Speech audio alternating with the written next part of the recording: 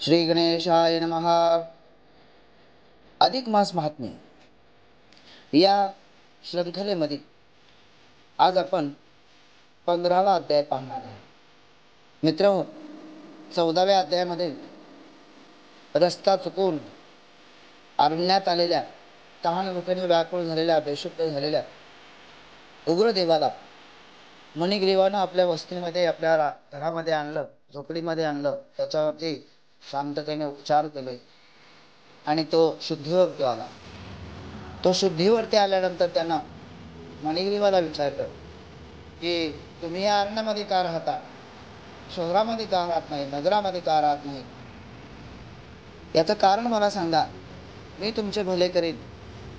असं म्हणून त्यानं मणिग्रीवाला विचारलेलं होतं. तेव्हा मणिग्रीवाला एक आनंद झाला आणि आपल्याला हा कितीतरी पुण्यामुळे मित्र भेटलेला आहे. त्याच्याजवळ आपली कथा सांगितल्यानंतर तो आपल्याला काहीतरी मार्ग दाखवेल, आपली सुधारेल, आपली स्थिती सुधारेल, बरं वाटेल आपल्याला, असा विचार करून मणिग्रीव आपली पूर्व कथा उग्रदेवाला सांगू लागला. मणिग्रीव, त्याची पत्नी दोघेजण उग्रदेवाच्या समोर बसले आणि सांगायला सुरुवात केली की जवळच एक चमत्कार नावाचं नगर आहे. तेथे मी राहत होतो. मी श्रीमंत होतो, परोपकारी आहे, परंतु दैवयोगाने मी अनाचार करतो, वैराचार, दुराचार करतो आणि सर्व व्यसने केली. ते स्त्रिया भ्रष्ट केली, कित्येकांना विभागले, ते स्त्री केले, मला लोकांनी वाढवले, राजधानी होते नाही, सर्व संपत्ती घेतली आणि नगराच्या बाहेर माझी धर्मपत्नी सर्व त्रास करून माझ्या बरोबर आहे. मी फार पापी आहे, मी फार दुःख भोगीत आहे. तुम्ही माझ्यावरती दया करा, माझे दारिद्र्य दूर होईल आणि मला सद्बुद्धी पुन्हा प्राप्त होईल यासाठी त्यांनी गुरुदेव म्हणाला की तू एवढा पापी असून सुद्धा मला वेळीच उपचार करून जीवन दान दिलेस. ही तुझी तर सद्बुद्धीच आहे, तुझे भाग्य चांगले आहे आता उदयासे, यात शंका नाही. हे पाप आता लवकरच पुरुषोत्तम महिना येत आहे. या मासामध्ये, या महिन्यामध्ये काही व्रते केली फार मोठे पुण्य मिळते. इहलोकामध्ये, परलोकामध्ये सुख मिळते, वैकुंठाची प्राप्ती होते, असे साक्षात भगवंताने, पुरुषोत्तम भगवंताने वचन दिलेले आहे. तुम्ही त्या महिन्यामध्ये भगवान कृष्णाच्या मेहूकडे तो अखंड दीप लावावा. तो तिळाच्या तेलाने, तुपाने किंवा हंडीच्या तेलाने प्रदीप्त करावा. तो आपल्या पत्नी समोर येथील सरोवरात रोज देवाचे नामस्मरण करून स्नान करा. पुरुषोत्तम देवाची पूजा करा.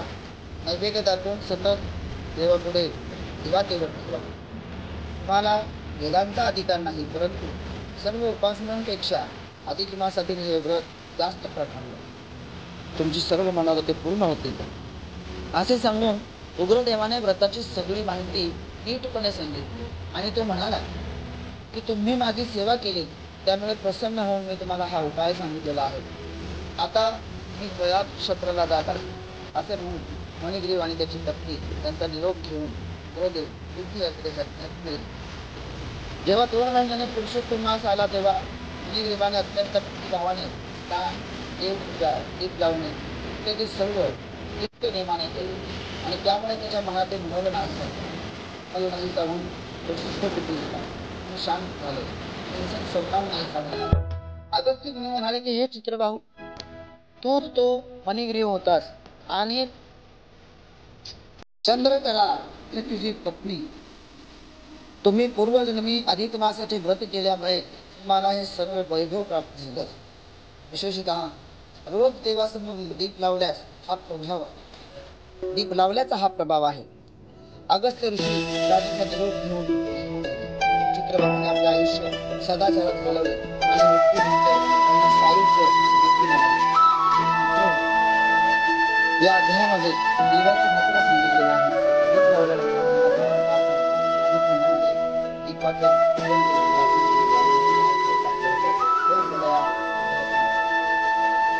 ज्ञात झालेलं आहे. आपण सर्वांनी अधिक महिन्यामध्ये दीप लावण्याचं काम करावं. दीप अखंड दीपाचे दीप लावून ठेवावा आणि भगवंताची पूजा अर्चा करावी.